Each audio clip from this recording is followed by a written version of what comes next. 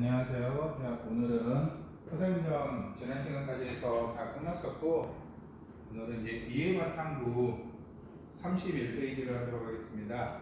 자, 이 31페이지는 집사 선생님이 여러분들 등교했을 때 수업을 한 반도 있고, 근데 안 한 반이 너무 많아가지고, 그리고 수업할 때도 분반을 한 반들은 조금 여러 가지 해줄 게 많았는데 못 해준 것도 많고 그래가지고 영상을 올릴까 말까 하다가 일단 영상을 찍어서 올리기로 했습니다. 거기 수업 시간에 직접 들었던 학생들도 이 영상을 보면서 다시 한번 복습한다 생각하고 듣도록 하면 되겠습니다. 자, 먼저 31페이지 이해탐구 1번. 자, 학생이 이동한 장소에 따라 이 글의 내용을 정리해보자 그랬습니다. 자, 먼저 첫 번째, 두 번째, 세 번째, 네 번째, 다섯 번째로 되어 있습니다. 자, 그래서 먼저 첫 번째는 허생의 집입니다. 이 허생의 집은요, 발단 부분에 나오는 부분으로서 14페이지인가 교과서로 보면 14페이지부터 해서 15페이지까지 되겠습니다. 발단 부분입니다. 자, 이 발단 부분에서는요, 허생과 허생의 아내가 등장을 합니다. 그래서 이 허생은 글을 읽기만 하고 허생의 아내가 생계를 짊어지고 있죠. 그래서 결국은 지치고 지치다 못한 허생의 아내가 허생에게 말하죠. 돈 좀 벌어 와라고. 자, 그러니까 그 말을 들은 허생이 결국 집을 나가고 말이죠.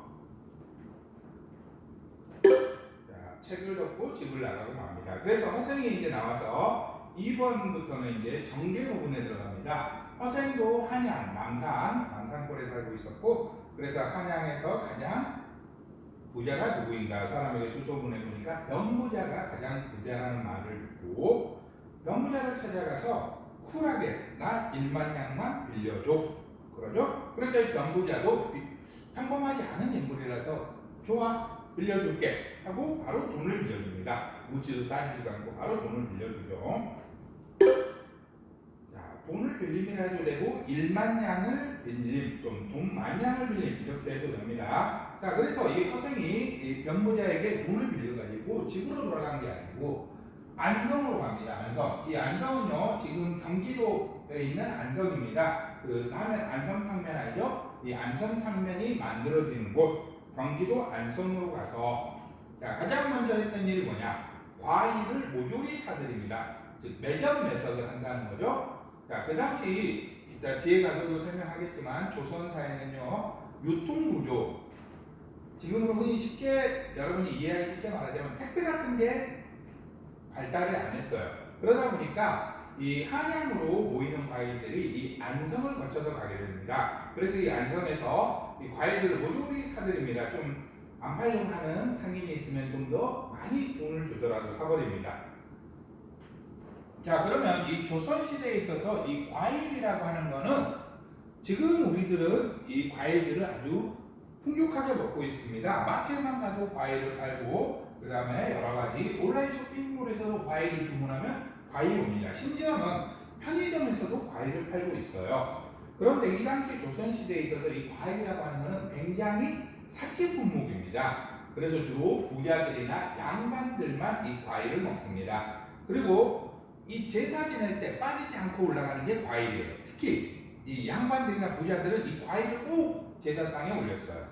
그러니까 이제 제사 지내려고 하는데 과일이 안 파니까 이제 이 양반이나 부자들이 상인들을 통해서 어떻게든 과일을 구해오면 아주 비싸게도 사겠다니까 이 허생에게 과일을 팔았던 사람들이 다 허생에게 몰려와서 제발 과일을 팔아달라. 내가 2배를 주겠다. 3배를 주겠다. 그래도 안 팔죠. 그래서 최고가에 올라갔을 때 과일을 팝니다. 자, 그렇게 해서 돈을 벌게 되고, 자, 이 번 돈을 가지고 어디로 가게 되느냐? 이 번 돈을 가지고 제주도로 갑니다. 제주도에 가서 말총을 삽니다. 이 말총이라고 하는 건 뭐냐면요, 말이 있으면 말의 꼬리 부분에 길다란 털이 있어요. 그 다음에 말의 머리에서 등으로 내려오는 부분에 이 기다란 털이 있습니다. 갈기 같은 갈기털 이것들을 합해서 말총이라고 해요. 그래서 이 말총으로 뭘 만드느냐? 이 말총으로 만드는 게 밭, 그 다음에 우리가 사극 같은 데 보면은요, 선비나 양반들이 상투를 주려고 머리를 올리죠. 그리고 이마에는 아무것도 안 했는데 까만 걸 밴드같이 두르잖아요. 그거를 망건이라고 합니다. 그래서 닭과 망건을 만드는 재료가 이 말총이에요. 이 말총도 일종의 사치품이에요. 평민들은 이 말총으로 만든 닭이나 망건을 쓰는 사람이 별로 없었어요. 그래서 이 과일과 말총은 없어도 평민들의 삶에 그렇게 큰 영향을 끼치지 않습니다. 그렇게 해서 대략 한 10만 냥 정도를 법니다. 그리고 이 돈을 벌어서 어디로 가느냐? 바로 집으로 돌아가는 게 아니고 이 돈 10만 냥 가지고 가서 병부자에게 빌린 돈 약 한 2만 냥 정도 돌려주고, 그리고 나서 이제 남는 돈 8만 냥 가지고 가서 잘 먹고 잘 살아도 되는데, 그렇게 하는 것이 아니라 이 돈을 가지고 이 변산이 충청도에 있습니다. 변산이라는 곳에 갑니다. 왜? 그곳에 도적대가 많이 출몰한다는 것을 듣고 이 변산에 가가지고 이 도적들을 이끌고 이 빈섬으로 들어가게 됩니다. 이 빈섬은 이게 소설 속에 나오는 섬이기 때문에 지리적으로 명확하게 맞지 않을 수가 있습니다. 대략 중국의 마카오, 즉 홍콩 아래쪽에 있는 데가 마카오죠. 그 다음에 일본의 가장 아래쪽 열도 사이에 있는 섬이라고 해요. 그래서 이 빈섬에 들어가서 이 허생이 처음에 이 빈섬에 들어갈 때 목적은 그 홍길동전에 나오는 율도국처럼 나라를 만들고 싶었어요. 그런데 직접 섬에 들어가 보니까 너무 땅이 좁아서 나라는 만들 수 없고, 그래서 그냥 거기 나라의 근심거리가 되는 도적대들만 처리하고 이 도적들이 잘 먹고 잘 살 수 있도록만 해주고 나옵니다. 그래서 처음에 들어갈 때 이 도적들에게 충분한 돈을 주면서 소 한 마리와 그 다음에 아내가 될 사람을 데리고 오라고 합니다. 그렇게 데리고 들어가서 여러 가지 곡물 씨앗 같은 것도 가져가서 농사를 지어서 풍년이 됩니다. 그래서 많은 쌀들이 생기니까 그 쌀들을 가지고 일본에 가서 팔아요. 그때 때마침 일본은 흉년이어가지고 아주 비싼 값으로 팝니다. 그래서 은으로 100만 냥을 먹습니다. 그리고 돌아오는 길에 돈이 너무 많아서 이거를 바닷속에 50만 냥을 버려버립니다. 그 이유는요, 이따 뒤에 가서 나오겠지만 조선의 경제 구조가 너무 취약하다 보니까 너무 많은 돈이 조선에 풀리게 되면 돈의 값어치가 떨어지게 돼요. 이게 디스플레이션이라고 하죠. 자, 그래서 이 50만 냥을 버리고 나머지 50만 냥만 가지고 옵니다. 그리고 이 섬에 글을 아는 사람들을 다 데리고 나오고, 그 다음에 배를 불질러서 이 섬과 육지에 서로 왕래를 끊어버립니다. 그리고 나서 병부자에게 가서 돈을 50만 냥을 줍니다. 그러니까 병부자가 깜짝 놀라서 거기 자신을 이자 쳐서 만 냥에다 한 12,000냥에만 3,000냥 정도만 받으면 된다는데 다 줘버리고 오고, 그러니까 허생이 집으로 돌아가니까 병부자가 허생의 뒤를 미행해서 허생의 집을 알아갑니다. 그리고 이 허생의 집 주변 이웃에게 저 집이 어떤 집인가 물어봤더니 이야기를 해줘요. 몇 해 전에 이 허생이라고 하는 사람이 집을 나갔는데 그 뒤로 소식이 없어서 집 나간 날을 제삿날 삼아서 허생의 아내가 매년 그 집 나간 날 때마다 제사를 지내고 있다. 그러니까 이제 그 다음날 병부자가 많은 강력분들을 가지고 허생을 찾아옵니다. 그러니까 허생이 화를 내면서 받지 않아요. 이 선물들을. 그러면서 이제 병부자가 계속 부탁하니까 하는 말이, 그럼 내 생계만 책임져줘라. 삼시세끼 따뜻한 밥 먹을 수 있을 정도만 책임져줘라 하니까 이제 가끔씩 병부자가 찾아오고 음식 만들어 찾아오고 가끔 술도 가지고 와서 같이 술을 마시고 그럽니다. 그런데 이 병부자가 이완대장하고 잘 아는 사이였어요. 그래서 이완대장이 이 당시에 북벌론이라고 효종시대입니다. 효종시대, 이 효종 때 이 북벌론을 총책임하는 사람이 이완대장이었는데, 이 북벌론을 수행하기 위해서 인재들이 필요했는데 여러 인재들을 구하고자 하다가 이 병부자에게 허생의 이야기를 듣고 허생을 찾아옵니다. 그런데 처음에는 이 허생이 병부자를 무시하고 한 서너 시간 정도 밖에 대기시켜놨다가 다시 불러들이죠. 그리고 나서 이 세 가지 정책을 이완대장에게 제시를 합니다. 그런데 이완대장이 전부 다 들어줄 수 없다고 해요. 그러니까 허생이 화가 나서 죽여버리겠다고 칼을 찾으니까 이완대장이 놀라서 도망을 가요. 깜짝 놀라서 도망을 가고 그 다음날 다시 집을 찾아보니까 허생이 호련히 사라지고 없다는 거. 그러니까 이 마지막 부분에 결말 부분에 이 허생이 사라지고 없다고 하는 거는요, 왠지 허생이 사라지게 함으로써 왠지 신비감 뭐 이런 것들을 심어주기 위해서 허생이 사라지는 걸로 그렇게 끝을 맺고 있습니다. 그리고 이게 열린 결말이라고 할 수 있어요. 뒷부분에 이제 허생이 뭐 다른 곳에 가서 어떻게 했다 상상해 볼 수도 있고, 이 빈섬 있잖아요. 여기 갔던 이 빈섬에 들어가서 다시 이 사람들을 어떻게 살았다고 상상해 볼 수도 있고, 일종의 열린 결말이라고도 할 수가 있겠습니다. 그럼 32페이지.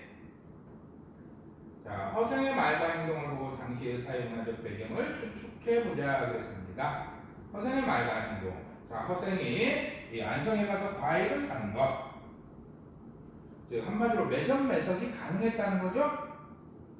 그리고 여기 수레 나라는 두루 돌아다니지 못하는 까닭, 즉 유통구조가 취약했다는 겁니다. 그래서 유통구조가 취약하다는 거, 그 다음에 매점 매석이 가능했다는 것, 이것들을 알 수가 있겠습니다. 자, 그 다음으로 내려가도록 하겠습니다. 그 다음에 조선이 옛날 명나라에 입은 은혜가 여기하고, 지금 청나라가 천하의 주인이라고 하지만 이 부분, 자 먼저 조선이 옛날 명나라에 입은 은혜가 있다고 해서 이 부분을 통해서요 중국의 왕조의 역사를 알 수 있습니다. 즉 명나라가 망하고 청나라가 들어섰다는 걸 알 수 있습니다.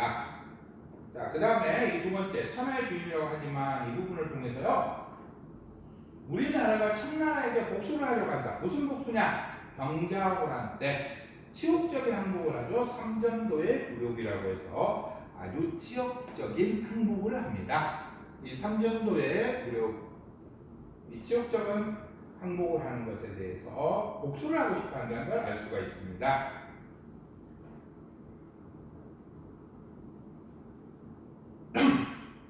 자, 그 다음 보도록 하겠습니다. 자, 사대부란 놈들이 이 부분 보면요, 문제는 누구다? 양반이다. 양반이 문제다. 이거를 알 수 있겠어요. 전쟁해야 되는데 예전 사극 같은 데 보면 돕고 길다랗게 소매 길다랗게 늘렸고 그 안에서 뭐 여러 가지 거 넣고 다니고 막 꺼내 쓰고 하죠. 그래서 실제로 싸우려고 하면 그 치렁치렁 늘어진 그런 옷들이 방해가 된다는 거예요.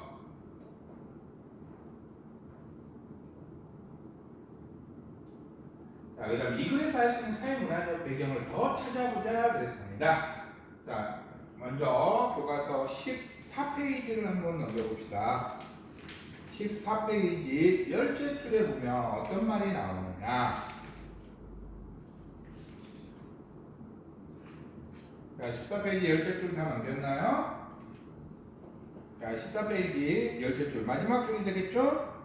당신은 평생 과거도 보러 가지 않으면서 대체 그런 일과 뭘 하시렵니까? 자, 이 부분을 통해서 이 당시에는 과거 제도라고 하는 게 있었다는 걸 알 수 있습니다. 그 다음에 15페이지를 보게 되면요. 자, 그러니까 허생이 글이 서툴다 그러니까 아내가 이렇게 말하죠. 공장이 노릇을 해라. 장사치 노릇을 해라. 막 이렇게 말을 하죠. 그래갖고 이것도 못하는 저것도 못하는 하다못해 도둑질이라도 해야 된다라고 말을 합니다. 자, 예전에는요, 이 양반이라고 하면은요, 그냥 열심히 공부해서 과거를 통해서 벼슬길에 나아가거나 벼슬길에 나아가지 못하면 조용히 자기 집에서 글을 읽으면서 스스로를 수양하는 사람이다. 그런 개념이었었는데, 이 허생의 아내의 말을 그다음에 이제 더 이상 먹고 살기 위해서 글만 읽을 게 아니라 뭐라도 해야 되지 않느냐. 그래서 양반이라고 하는 것에 대한 생각들이 조금씩 바뀌어가고 있다는 걸 알 수 있어요. 그리고 이런 양반이라고 하는 것들이 계속 바뀌어간다 생각이, 즉 양반이 장사치가 될 수 있고 공장인도 될 수 있고 여러 가지 직업을 갖고 바뀔 수가 있다. 즉 신분제 사회가 붕괴되어 간다는 겁니다. 이 신분제 사회에 대한 붕괴에 대해서는요, 스님이 봐서 이 박지원이 쓴 양반전이라고 하는 소설이 있습니다. 단편 소설이. 그거 지금 자료를 준비하고 있으니까요. 그거 언제 영상 한번 찍어가지고 올려주던지 아니면 직접 학교를 나갔을 때 이 양반전 가지고 한번 수업을 하면서 그때 다시 이 신문제 분계에 관해서는 좀 더 많이 좀 이야기를 하도록 하겠습니다. 그 다음에 변산반도의 이 변산, 충청도 이 변산 쪽에 도적대가 들끓었다고 했죠. 그런데 이 도적들이 도적질을 하고 싶어 한 게 아니라 가족도 없고 먹고 살기도 힘들어가지고, 그래서 즉 한마디로 살기가 힘들어져서, 즉 생계형 도둑들이라는 거죠. 그래서 살기가 힘들어서 도둑질하는 사람들이 많았다는 걸 알 수 있고요. 그 다음에 이 이완이 허생을 찾아와서 인재를 등용하려고 찾아왔죠. 그리고 어떻게 이 원론에 관한 조언을 계책을 듣기도 하고, 그걸로 봐서는 인재 등용이 힘들었다는 것도 알 수가 있습니다. 그래서 정리를 하면 이렇게 정리가 되겠습니다.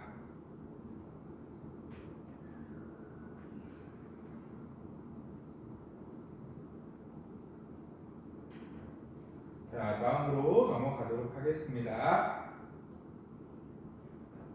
자, 33페이지가 되겠습니다.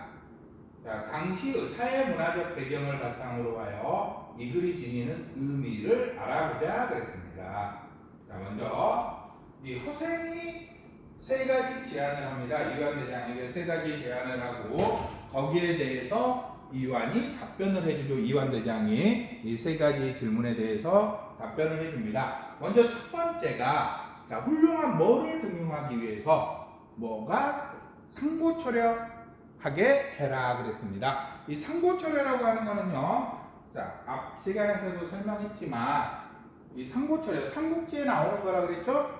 삼국지에 유비가 제갈공명을 영입하기 위해서 3번을 찾아갔던 것에서 유래한 고사성어입니다. 그래서 훌륭한 뭐가 되겠어요? 인재가 되겠습니다. 인재를 등용하기 위해, 자, 누가? 자, 유비도 그 당시 삼국지 나간 중에 삼국지를 읽어보면 주군이 되죠.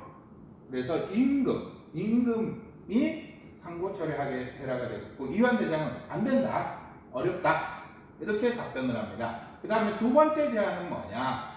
자, 누구의 딸을 명나라 자손에게 시집 보낸다? 자, 앞에 찾아보면 있어요. 누구의 자손? 종실 또는 종친이라고 해도 돼요. 이 종실, 종친이라고 하는 거는요, 누구를 말하느냐? 임금의 친척들을 말합니다. 명나라 자손 시집 보내고 누구의 재산을 빼앗아 나누어 주어라? 자, 이거 실제로 수업하다 보니까 임금의 재산을 빼앗아서 나눠준다고 하는데요. 임금의 재산이 아니고 세도가 조금 세력이 있는 그런 집안들의 재산을 좀 뺏어서 나누어 주어라가 되겠습니다. 그러니까 이완되냐? 가능하다? 불가능하다? 역시 불가능하다. 이렇게 답변을 합니다. 불가능하다. 기득권 계층의 권력을 빼앗기가 어렵다. 그 다음에 허생이 세 번째 마지막, 나라의 젊은이들을 변발시키고 대노의 옷을 입혀 어디에 보내라? 청나라, 중국, 청나라에 보내라는 겁니다. 이 대노는요, 자, 중국을 얕잡아서 부르는 말이라고 했었죠. 그러니까 이완대장의 대답 역시 된다 안 된다? 안 된다. 예법을 지켜야 하므로 따르기 어렵다. 자, 변발이라고 하는 거 한번 쌤이 변발이 어떤 건지 말로만 했었는데요. 이 변발에 대해서 한번 보여주도록 할게요.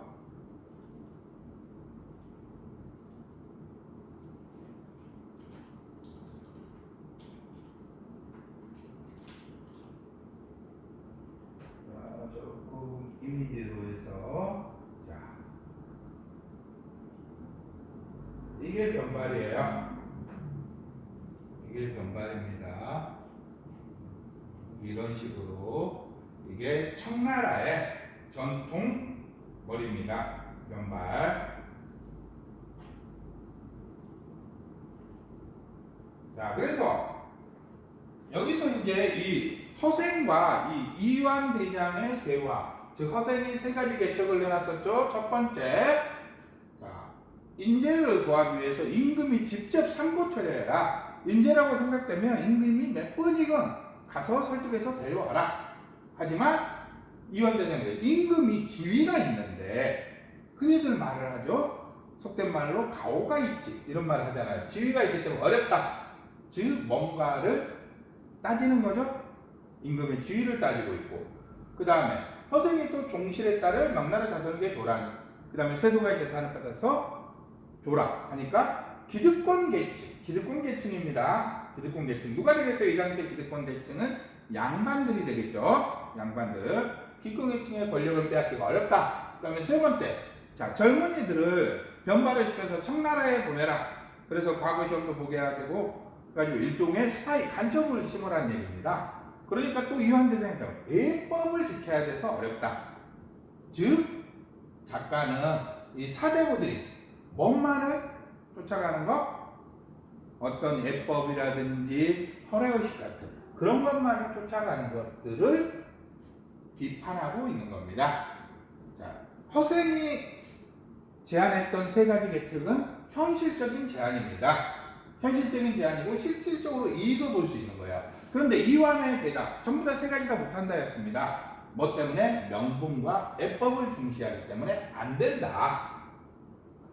이렇게 답변을 했어요. 그래서 이런 헛된 명분 또는 현실 또는 명분과 예법 이것에 집착했기 때문에 무능력하고 무기력했죠. 이게 사대부 계층 즉 아까 말했던 세조가들은 사대부 계층이라는 겁니다. 기득권도 사대부 계층이고요. 그래서 이런 양반들 사대부 계층에 대해서 비판을 하고 있습니다.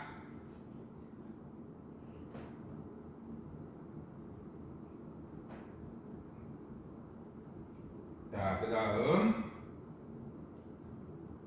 좀 영상이 있는데 소리가 잘 나오는지 모르겠네요. 소리가 잘 나오는지 한번 들어보도록 하겠습니다.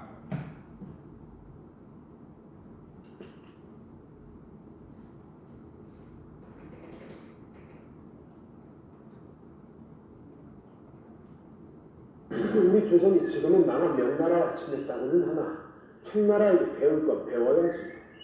청나라는 언제든지 우리나라를 침입해 우리를 괴롭힐 수 있는 나라가 아니오.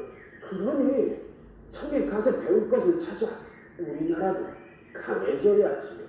허허, 이거 어찌합니다. 오랑캐라 무시만 했는데 배운다고요? 허허, 복잡할 게 뭐 있어. 좋은 것만 쏙쏙 빼서 배우자는데 좋은 것만. 얼마 후인 1780년 박지원은 사촌형 박유관을 따라 청나라 권영제의 승리를 축하하는 스절단에 끼어 북경과 열화를 다녀올 기회를 얻게 되는데 여기가 홍대웅 형님이 말할 유리창고이로 아주 번쩍번쩍하네요. 그렇구나. 온갖 문물들이 모인다는 곳인데 저게 서점이 모인 책들을 쌓아놓고 파는 곳이라는구나. 뭐 까만 나한테는 들어가 봤자지고 어디 뭐 볼 거 없나? 답사해.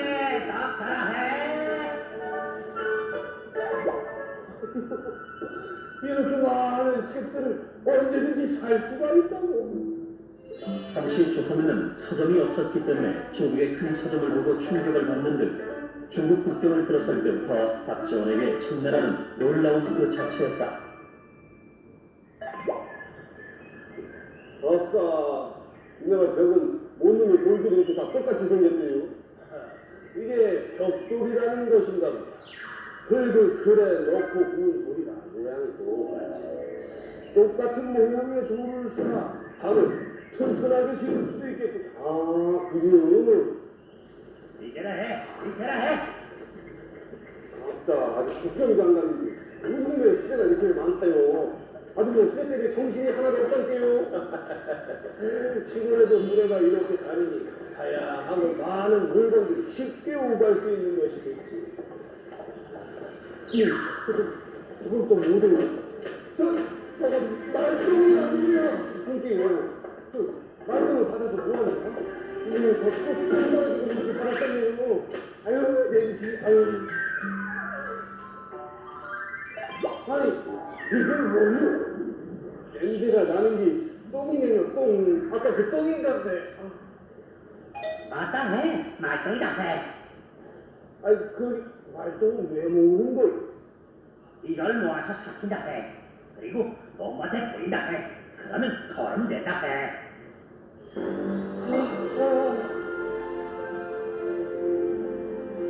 하찮은 말똥까지 걸음으로 소중하게 쓰고 있다. 그래! 잘 사는 이유가 바로 여기 있었어. 뭐요? 자라, 자. 이렇게 박지원은 열화를 비롯한 주변 지역을 다니며 보고 듣고 느낀 것들을 기록했고 이것들을 모두 모아 책을 쓰기로 하는데 이거 재밌습니다. 재밌어. 책으로는 언제 나옵니까? 이거 정신들 조급하긴 그건 다 밑바탕 글이지. 책으로 나오려면 문장도 다듬고 해야지. 이렇게 책을 쓰기 전부터 박지원의 열화일기는 사람들의 입소문을 타게 되었고 여행에 대한 기록뿐만 아니라 호질, 허생전 같은 소설도 들어있어 정식책이 나오기 전에 필사자들에 의해 베껴 쓴 책만 해도 엄청날 정도로 젊은 선비들에게 큰 인기를 끌게 된다. 웃다가 턱 빠지는 줄 알았네. 청나라에도 배울 게 있거든. 공업, 농업을 발전시켜야 나라가 잘 살 수 있다니. 양반이라고 거들먹거릴 일이 아니라 백성들에게 도움이 되는 학문을 해야겠어. 그래서 다음은 언제 나오냐고? 총 26권의 책으로 이루어진 열화일기는 그의 깨달음이 잘 드러나는 책으로 박지원은 비록 사이가 좋지 않고 물리쳐야 할 청이지만 앞선 청의 문물을 배워 산공업과 농업을 발전시켜야 한다는 실학의 하나인 북학파의 중심이 된다. 자, 잘 보셨나요? 자, 여기서 보면은 필사장이라고 하는 말이 나오죠. 필사장이. 자, 지금은 잘 안 쓰는 말이고 잘 이해할 수 없는 말인데 필사장이라고 하는 건 뭐냐? 자, 필사장이는요. 예전에 조선시대는 인쇄술이 있긴 있었지만 그렇게 발달하지 않아서 책을 지금처럼 인쇄소에서 밀어내는 게 아니라 책이 한 권 원본이 있으면 그걸 보고 직접 사람이 베껴서 만듭니다. 그걸 보고 필사장이라고 합니다. 그 다음에 자, 그러니까 20몇 권이라고 나와 있죠. 그런데 이 권이라고 하는 게요. 지금의 우리가 말하는 책의 권하고 조금 개념이 좀 다르긴 해요. 권이. 그래서 궁금한 사람은 좀 더 본인이 좀 정보를 찾아보도록 하세요. 그 다음에 글을 한번 보도록 하겠습니다. 자, 박지원은 실학자 중에서 상공업의 중요성을 강조한 사람이며 그 다음에 청나라의 앞선 문물을 받아들이는 북학론의 중심인물이다. 그는 사실로간 친척과 함께 청나라에 가서 그곳의 발전한 모습을 보고 문화적인 충격을 받았다. 자, 아까 영상에서 다 나왔던 내용들이죠. 청나라의 화려하고 웅장한 건물보다는 백성의 삶에 도움이 되는 기술들을 유심히 보았다. 그가 관심 있게 본 것은 벽돌 굽는 가마, 사람이나 물건을 실어 나르는 수레와 선박 등이었다. 그리고 박지원은 이러한 청나라의 생활상과 그곳에서의 자신의 경험을 쓴 열화일기를 펴냈다. 이후 청나라를 정벌하자는 북벌기에 깊어져 있을 때는 청나라의 발달한 문물을 들어오자 북학론을 주장했다. 즉 북벌론이라고 했죠. 자, 이렇게 북벌론은 북벌론이고 청나라에서 배울 건 배우자 이런 주장을 했다는 겁니다. 자, 여기서 말하고자 하는 건 뭐냐? 자, 아까 나왔었죠. 이 허생전에서 나왔었죠. 유통이 발달하지 않았다. 그래서 수레와 배 이런 것들을 많이 만들어서 유통을 발달할 수 있도록 유통 구조를 개선해야 된다. 그 다음에 위에서 말했듯이 청나라 문물을 배워야 한다. 그리고 자, 나라에 걱정을 끼치는 도적들을 연산의 도적들을 끌고 빈성으로 들어갔잖아요. 그리고 이 도적들이 왜 됐다? 도적이 됐다? 먹고 살기 힘들어서 그러니까 백성들을 위한 정책을 깨야 된다. 즉 이황 대장과의 대화에서 허생이 세 가지 계책을 내놓고 이황대장이 여기에 대한 전부 다 세 가지 계책에 대해서 못하겠다고 하죠. 그러니까 명분이라든지 뭐 A라든지 이런 거를 중요시하는 정책이 중요한 게 아니라 실제 이익이 될 수 있는 정책, 즉 백성들을 위한 정책을 해야 된다고 이야기를 하고 있는 겁니다.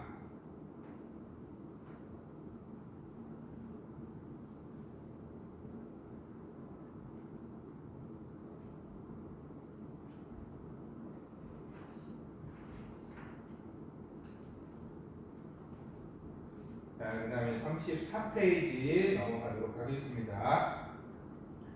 자, 이 글이 오늘날 우리에게 주는 교훈을 알아보자 하겠습니다. 자, 이 글은 사회문화적 배경과 오늘날의 모습을 비교해 보는 거. 자, 경제적인 측면에서 비교를 해보고, 그 다음에 외교적인 측면에서 비교를 해보고, 문화적 측면에서 비교를 해보고, 또 하나는 자, 교육적 측면에서도 한번 비교를 해보도록 하겠습니다. 자, 경제, 외교, 문화, 교육 이 네 가지 측면에서 한번 비교를 해볼게요. 자, 조선시대는 외국과 교류가 되었고 수레가 나라는 잘 다니지 못했으며 물건을 모두 사들이면 값이 10배로 되었다. 지금은 어때요? 자, 지금은 시장의 규모가 굉장히 커졌죠. 그리고 외국과 교류도 활발하고요. 그 다음에 지금은 수레가 아니라 자, 비행기, 뭐 자동차, 뭐 이런 것들이 다 다니죠. 자, 그래서 이 해외와의 교류도 활발해지니까 요즘에 직구라고 하죠. 해외에 있는 물건을 우리나라에서 해외까지 나가지 않더라도 우리나라에서 주문해서 자기 집 안방에 앉아서 받아볼 수 있도록 굉장히 유통이 활발해지고 그 다음에 경제 교류도 굉장히 활발해졌습니다. 그래서 과거 같은 때는 한 나라의 경제가 망한다고 해서 다른 나라에 영향을 끼치는 경우가 굉장히 미비했었는데 지금은 세계적으로 이 한 나라가 망하게 되면 그 영향이 다른 나라에 굉장히 많은 파급을 주고 있습니다. 그다음 외교적 측면에서 보면 자, 병자호란에서 패배한 뒤 그 치욕을 갖기 위해서 청나라에게 복수하려고 준비를 하죠. 즉 북벌론을 준비를 합니다. 그런데요, 요즘에는요, 이 북벌론이라는 건 전쟁을 한다는 거죠. 근데 요즘에는 전쟁을 하는 게 아니라 외교를 하죠. 외교를 합니다. 그래서 뭐 여러 가지 뭐 경제적으로 뭐 경제 공복이라는 이런 것들도 외교를 통해서 해결하려고 합니다. 예전 같으면은 그냥 전쟁이 일으켜서 싸우고 하겠지만 지금은 전쟁이 나면은 전쟁에 이기든 지든 승리하든 패하든 무조건 전쟁을 벌인 나라들은 소외입니다. 그래서 어떻게든 간에 평화적 방법으로 해결하려고 외교를 합니다. 그래서 역사 왜곡 문제, 이 일본하고 중국에서 많이 벌이고 있죠. 이 역사 왜곡 문제. 특히 일본 같은 경우는 독도 자꾸 자기네 영유권을 주장하고 있고, 그 다음에 위안부 문제라든지 이런 것들 아직까지 해결되고 있지 않아요. 그 다음에 중국은요, 동북공정이라고 해가지고 우리의 역사를 자기네 역사로 편입하려고 하는 그런 작업들을 하고 있습니다. 그 대표적인 예로 발해라든지 고구려가 자기네 역사라고 하고 아리랑도 자기네 전통 민요라고 소수민족의 민요라고 막 그런 식으로 계속 역사 왜곡을 하고 있습니다. 중국도. 그 다음에 문화적 측면에서 살펴보면요, 당시 사제부들 예법과 명분을 중시했습니다. 그런데 지금은 일단은요, 신분제가 없어졌어요. 예전에는 양반이니 해가지고 상공상 4개의 신분으로 이루어졌다고 했었죠. 그리고 지금은 이제 제사를 지내는 사람도 많지만 제사를 지내지 않는 사람도 있어요. 그래서 이런 예법과 명분을 중시하는 사람들도 있지만 아직까지 제사를 지내면서, 근데 제사를 지내지 않으려고 하는 사람도 있고, 그 다음에 이 명나라 자제들하고 왕실, 종실에 그 여자들, 딸들하고 결혼시키면 그거는 안 된다고 했었는데, 애기 때문에 안 된다 했는데, 지금 국제결혼 같은 것도 많이 하잖아요. 그리고 유튜브 같은 데만 조금만 검색해봐도 국제 커플 쳐봐도 굉장히 많습니다. 나라도 다양해요. 나라들도 굉장히 다양하고요. 그래서 문화가 많이 바뀌었다는 거. 하지만 아직도 유지하는 사람들도 있다는 거. 그 다음에 교육적 측면에서 살펴보면, 자, 청나라에 가서 공부하고, 그 다음에 과거 시험도 보고 하라 그랬죠. 근데 안 된, 예법을 지키기 때문에 안 된다고 했었죠. 근데 지금은 굉장히 유학을 많이 가요. 유학도 굉장히 많이 가요. 그리고 마찬가지로 우리나라로 유학 오는 사람들도 많고, 자, 그렇지만 또 이 조선시대와 마찬가지로 우리들도 실생활에 별로 도움이 되지 않은 그런 공부, 즉 암기 위주의 공부. 여러분들도 마찬가지죠. 뭔가 하면은 선생님 이거 시험에 나와요. 왜 시험에 안 나오면 어쩌려고? 그냥 안 외우려고요. 이런 식으로 넘어가잖아요. 그래서 아직도 암기 위주, 지식 위주의 교육도 많이 있고요. 그런데 또 한편으로는 조금씩 바뀌어 나가고 있죠. 자신에게 알맞은 교육을 받으려고 하는 그런 쪽으로도 많이 바뀌어가고 있습니다. 자, 다음 넘어가도록 할게요. 자, 이 글이 오늘날 우리에게 주는 교훈이 무엇인지 생각해보자 그랬습니다. 자, 일단은요, 여기 앞에서 봤던 어디지? 32페이지 이런 배경들과 관련해서 살펴봤을 때 거기 인재 증명에 있어서 어떤 제한을 둬서는 안 된다. 조선시대 때는 신분에 의해서 이 과거 시험을 볼 수 없기도 했죠.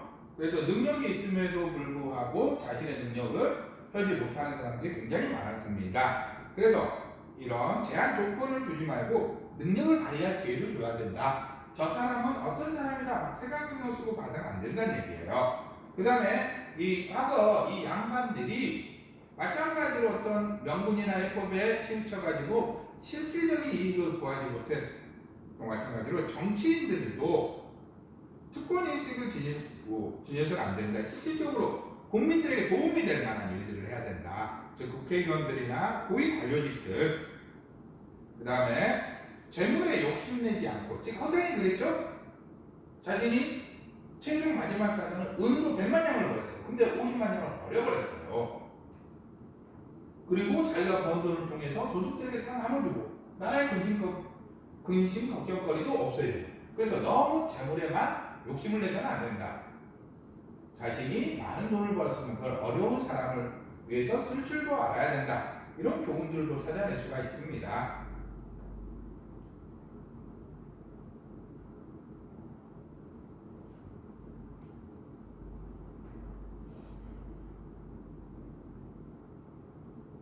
자, 넘어가도록 할게요. 자, 사회문화적 배경. 자, 문학작품은 34페이지 그 코코 가라르기에 있어요. 사회문화적 배경을 바탕으로 창작된다는 거. 항상 이 사회문화적 배경을 바탕으로 해서 창작이 된다는 거. 이거 알아둬야겠습니다. 색깔이 조금 바꿔볼게요. 네, 지우개였던가.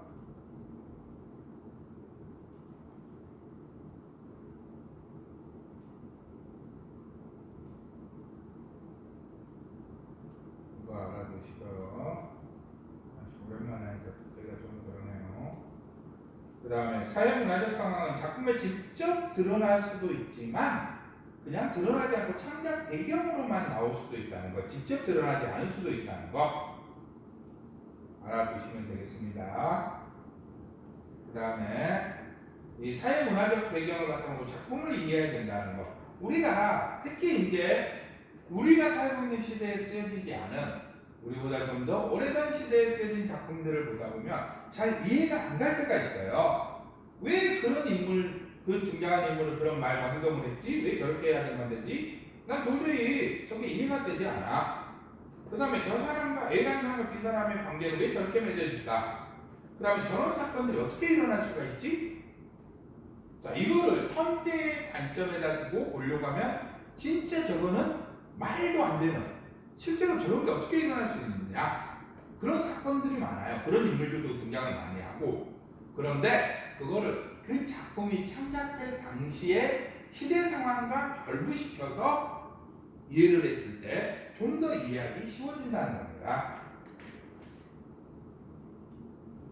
자, 그 다음에 자, 35페이지입니다. 이 35페이지는요, 간단하게 한번 넘어갈게요. 이거는 나중에 수행평가로 할 거예요.